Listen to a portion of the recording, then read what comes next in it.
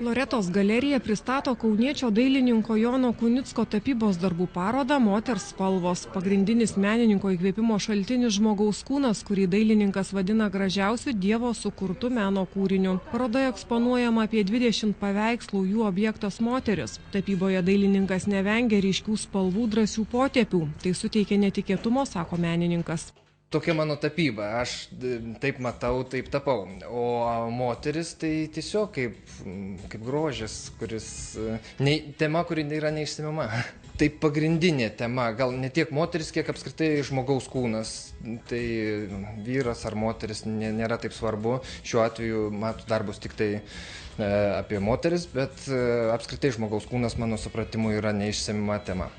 Ne vienerius metus Lietuvoje ir užsienyje architektų dirbęs Jonas Kunickas tik į tapybą pasinėrė prieš maždaug 4 metus. Dailininko kelią pasirinkęs architektas tapymui naudoja paprasčiausią mentelę. Tai yra aliejiniai dažai ant drobės ir naudojant dažus užnešant tik tai mentele. Tai principe teptukas nėra naudotas tapyboje, tai yra tik tai mentele tapimas. Pats daug dėmesio skiriu detalėm ir smulkmenom. Ir aš norėčiau, kad būtent žmonės atkreiptų dėmesį į kiekvieną paveikslo fragmentą atskirai, kuris pats už save kalba.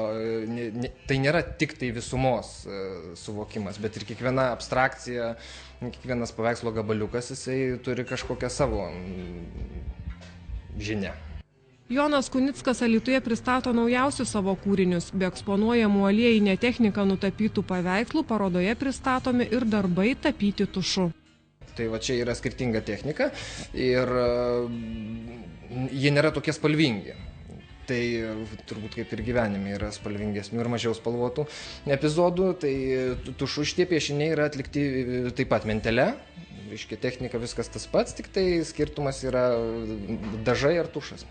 Loretos galerijoje Jono Kunicko tapybos parodą Moters spalvos apžiūrėti bus galima iki balandžio mėnesio pabaigos. Rūta Kašėtienė, Mantas Radvilavičius, Dzūkijos televizija.